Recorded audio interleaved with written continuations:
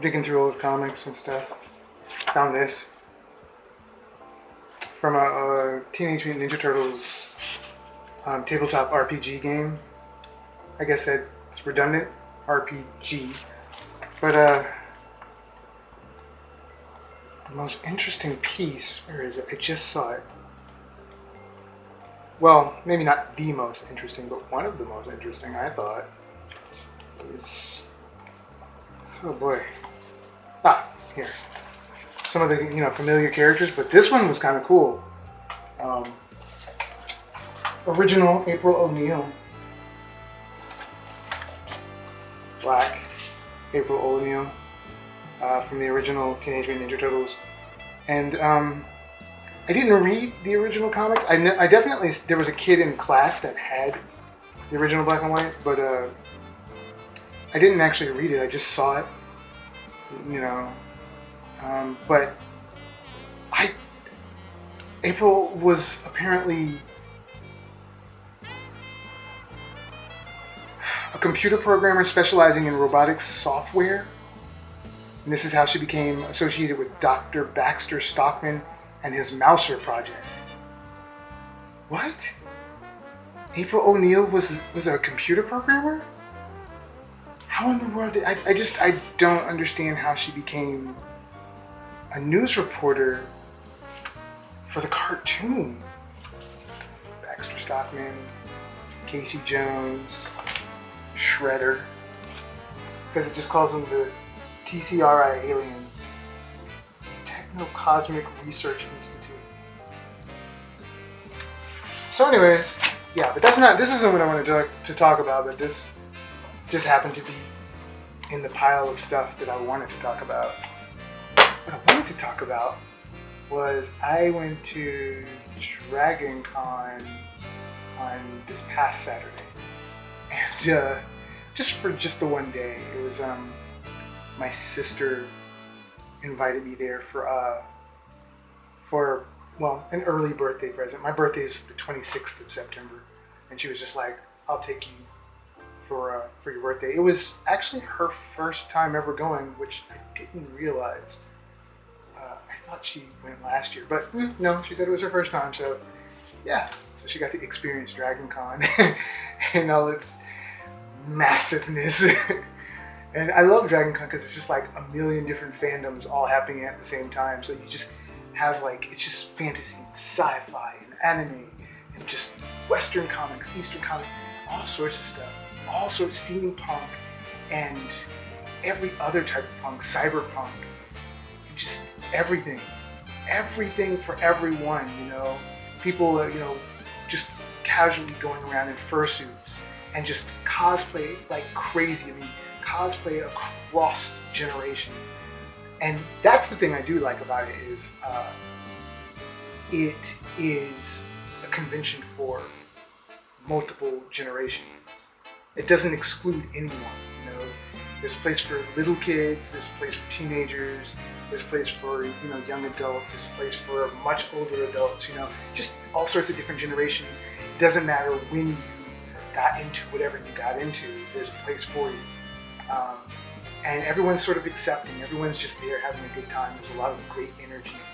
But I went to the Artist Alley to go visit a friend of mine who occasionally I end up in Artist Alleys with, Jason Flowers. And I'm walking around the Artist Alley just like, let's just see who else is here. And I saw a couple of other people that I actually do a couple of conventions with, or have done conventions in the past. And I almost melted. And I almost had a stroke on the spot. I swear. I turned, because I'm talking to this guy, this guy I know. And I turned my head slightly, and my eyes got huge, dude. Because there he was. Like one of the few artists that I have always wanted to meet since I was little. Art Adams. And I was just like, because I never in a million years I've never, for all the conventions that I've gone to, and I've gone to a lot of conventions, yeah, God, almost a little over 20 years I've been going to conventions for a long. Anyways, Art Adams. So, man, it was really cool meeting you. I don't even know where to begin. I mean, Art Adams means a lot to me, like, because he's one of the, I don't know, there's something about his style. Like, when I was a little kid, it just sort of, it spoke to me, because, I mean, clearly this guy was a Western artist, but yet he did something that was very, he illustrated in a style that I would consider very Eastern. It's very, you can tell that he was influenced to some degree, I don't know to what degree, but to some degree by anime and manga. And we're talking about like the 80s, when that kind of thing just didn't fly. You know, people were not as invested in manga and anime as they are now. But I mean, but there was something about his work that, and the level of detail that he would create in his work. But I was a little kid and just kind of like, oh, I love it. I mean, like this. I was trying to find them, but I have like a bunch of stuff. Like, he's how I got introduced to the New Mutants. Try not to get shine from that light over here. But New Mutants. And, you know, I'm not going to show you, well, I don't really want to show you the interior. It's really, the coloring is really bad because it's the old way that they used to do it when they trim out the pieces of acetate, the colored acetate, and place it down on the sheet. So the colors look, they're spot colors and they look really gross. But we're talking about, what is this, 1985. So, yeah. But I thought this was weird. There's an ad in the back for, this is literally the first thing that I ever found of Art Adams, was this Long Shot miniseries. And that's the reason why I love the character Long Shot, is because he drew that miniseries. But the weird part is, it says a 6-issue limited series written by Anne, I don't know how to pronounce her last name, Nocenti, and introducing the unparalleled talent of Arthur Adams. Introducing, but I'm holding a comic that he did front to back, cover and back cover included. So how are we introducing him in the Long Shot miniseries if this came out before it? I don't know. It doesn't matter. But yeah, I was shaking. I approached the table and I was just like, I'm just so happy to meet you. And I was actually, I choked up and I was trying to find words, and he was smiling and he was just like, you could see it. He was kind of red a little because he was just like, wow, this guy is just, wow, okay.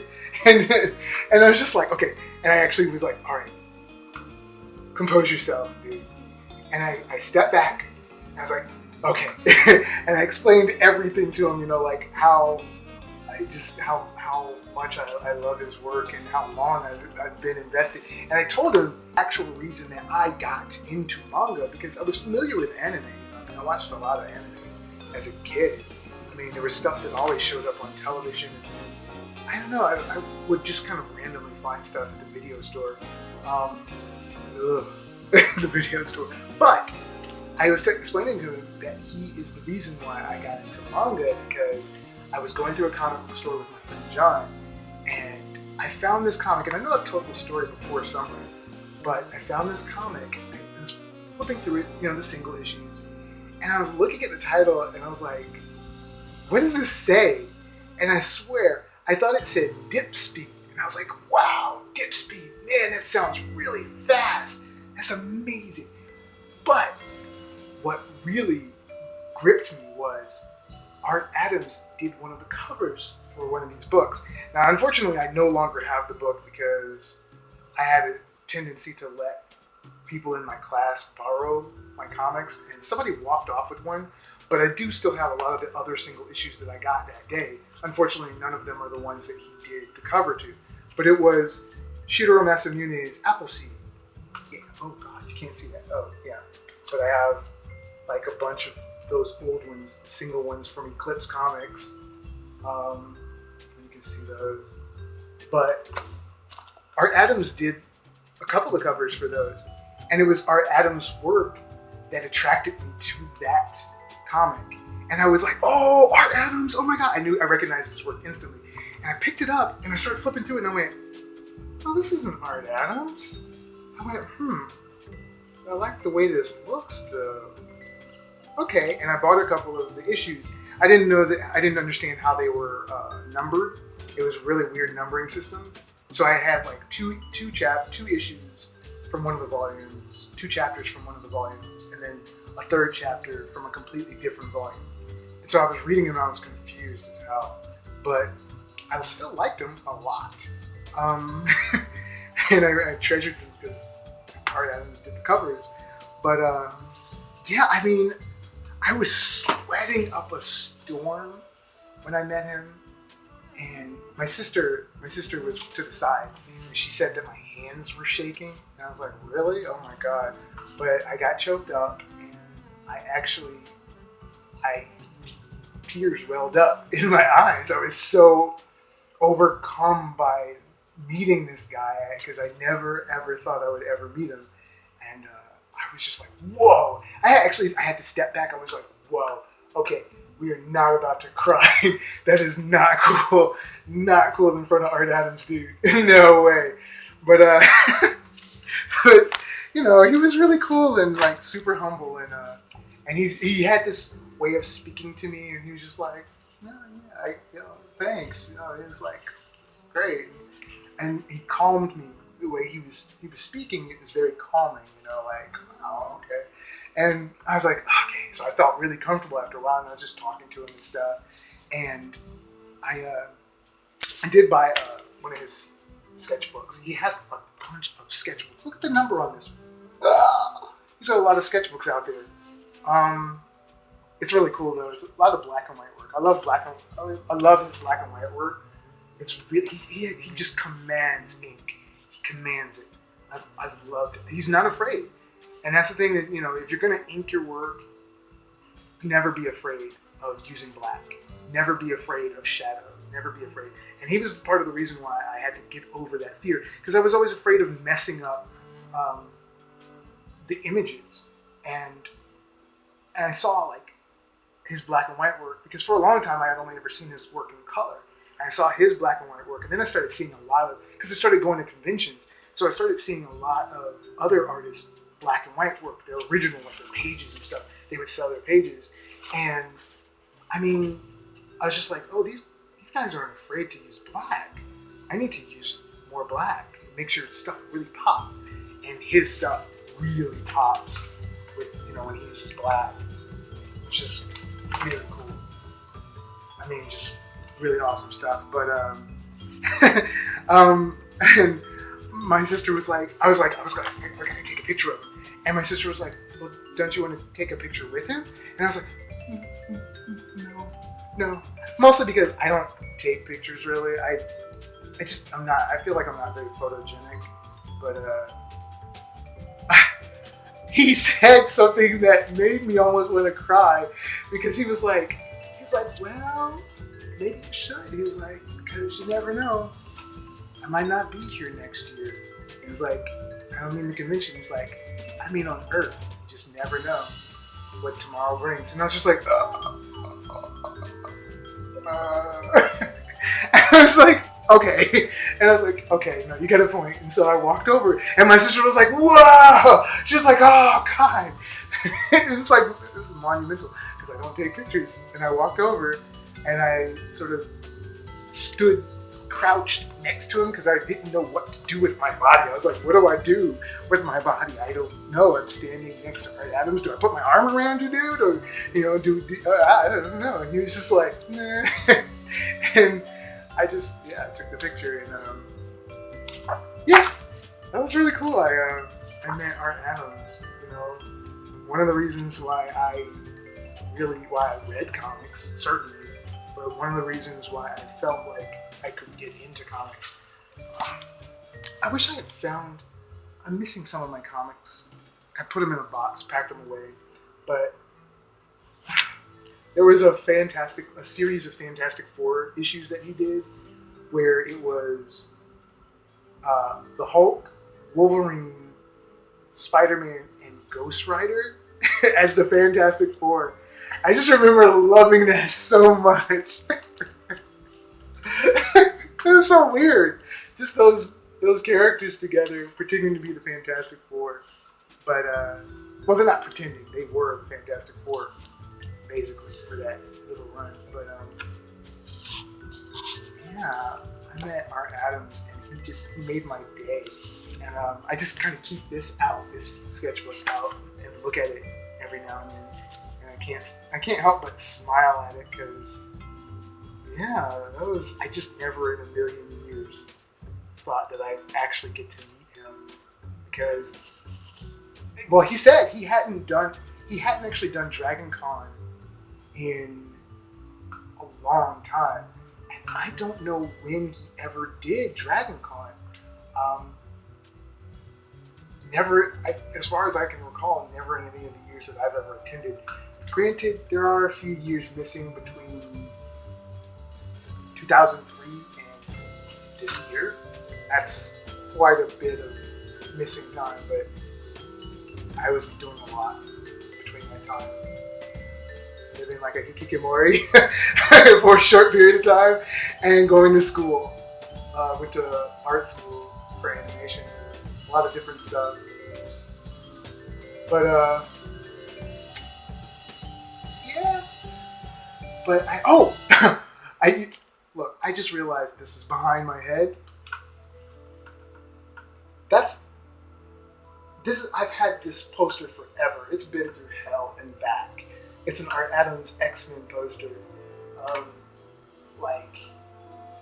Look at it. It's got Storm with the mohawk. It's so awesome. And you can actually still get this poster, but not this version. Now it's all of them against a black background, I've noticed, instead of this white one. I got it like at Kmart like a long time ago. And I saw it and I freaked out on my mom. I was like, oh, I gotta have this. And she was like, all right, whatever. I was a little kid. I was like middle school or something. I don't know. But yeah. I put the Koopa clown car over Colossus's face just to be silly. I can take it off. It's just tape. But yeah. Art Adams, dude. I love it.